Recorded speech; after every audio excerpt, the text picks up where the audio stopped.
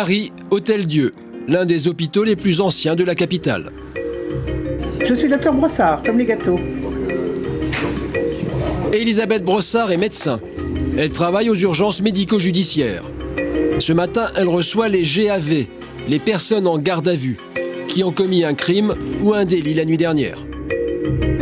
On ne pose pas de questions, on ne devrait pas savoir pour quelles raisons ils sont chez nous. On doit le savoir pour des raisons médicales, mais qu'ils aient volé une bicyclette ou qu'ils aient tranché une gorge, on n'a pas à le savoir a priori. On est un peu curieux, bien sûr. Premier patient, un toxicomane arrêté pour détention de produits stupéfiants. Il a 22 ans, il a demandé à voir un médecin car il est en manque. Il veut de la méthadone, un produit de substitution à l'héroïne. C'est pas possible d'avoir de la méthadone. Non monsieur, vous n'êtes pas suivi, vous n'aurez pas de méthadone. Vous en avez pris quand la dernière fois de méthadone? Avant-hier. Dernière prise avant-hier. À partir du moment où vous n'êtes pas suivi, je ne donne pas de méthadone. Je vous donne ça. Ça évite le manque, car on ne meurt pas de manque, mais d'overdose, oui.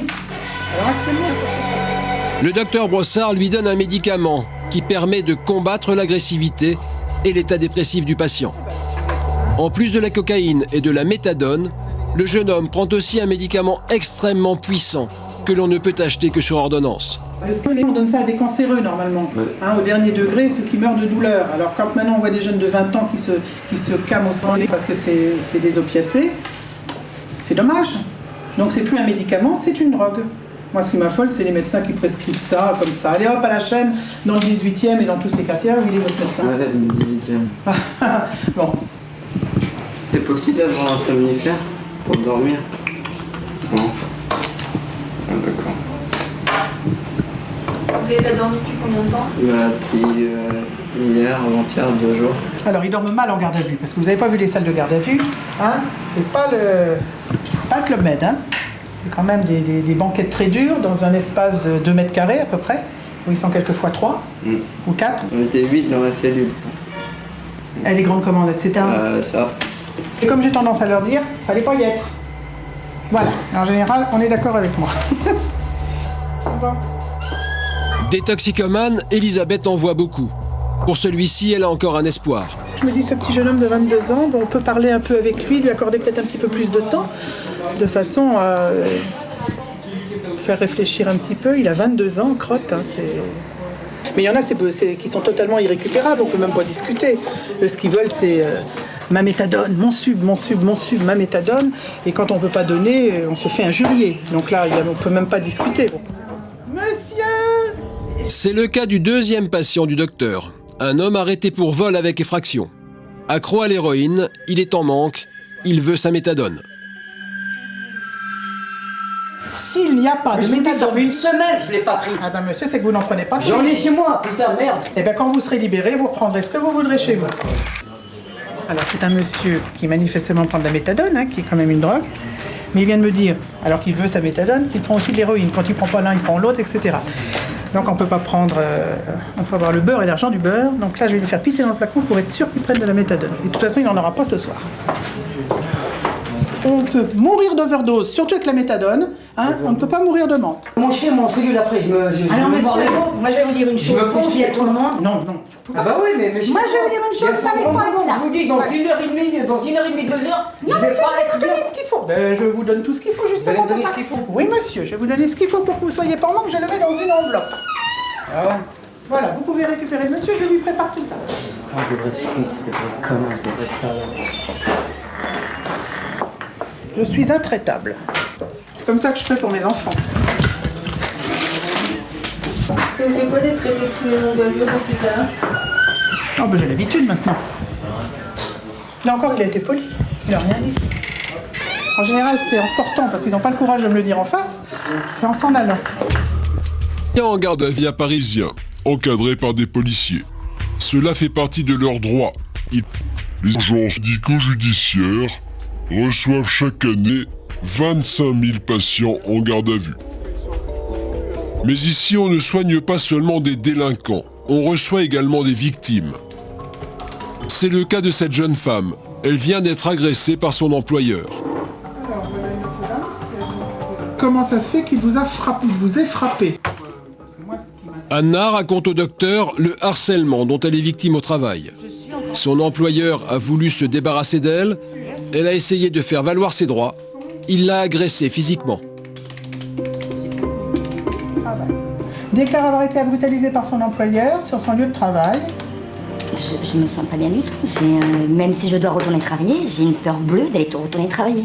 Si elle recommence à nouveau à m'agresser, là, c'est peut-être pas grand-chose. Mais si je retourne et qu'il est là, qu'est-ce qu'il veut me faire? Dans le cas d'Anna, les blessures physiques sont légères. À peine un bleu sur le bras. Mais c'est le traumatisme psychologique que le docteur Brossard veut prendre en compte. Pour cette dame, eh bien, ça veut dire que le monsieur a utilisé des violences pour lui parler.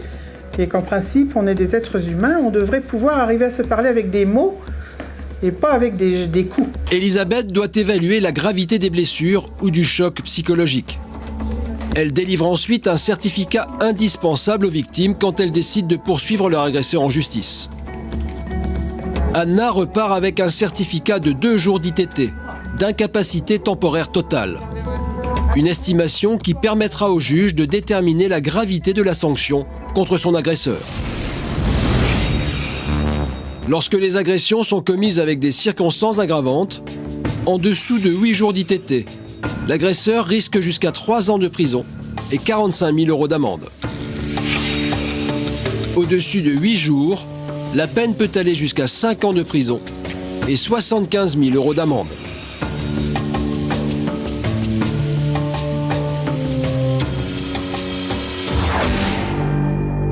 Une nouvelle patiente se présente à l'Hôtel-Dieu.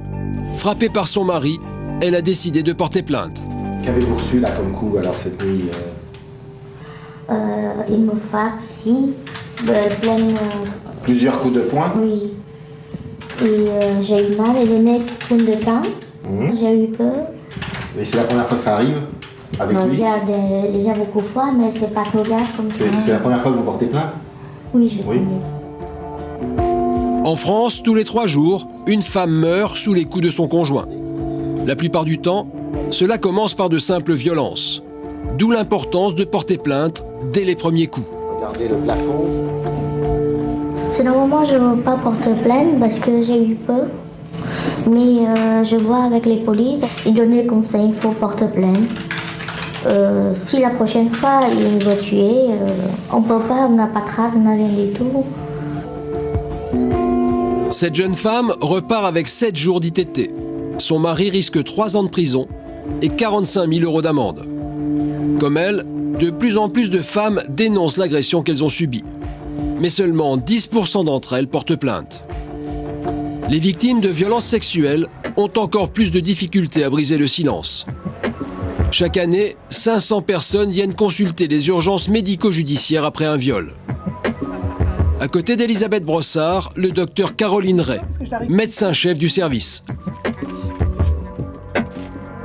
En cas d'agression sexuelle, Caroline Ray insiste. Il est indispensable de venir aux urgences médico-judiciaires le plus vite possible pour effectuer des prélèvements.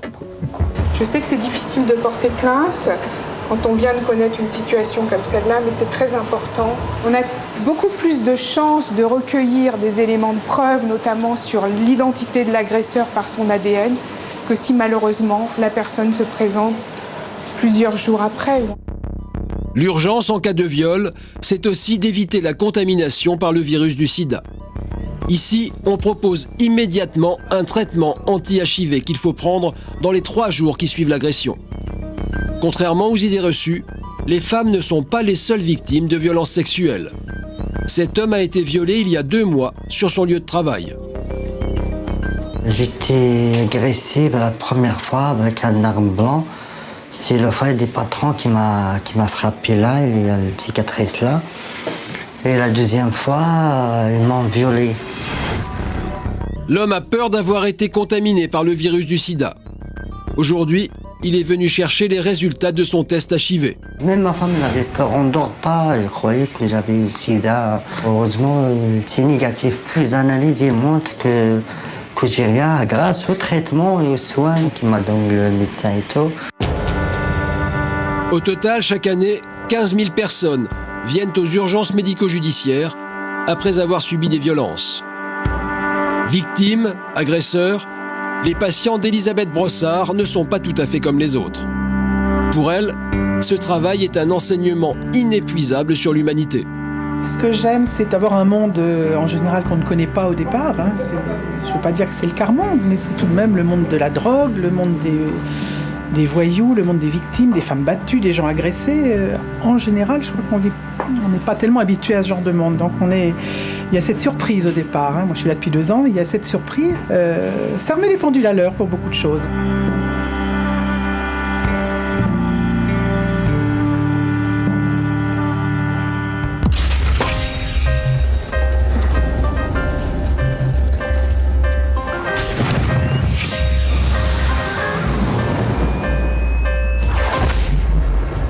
Son visage ne vous dit rien, et pourtant cet homme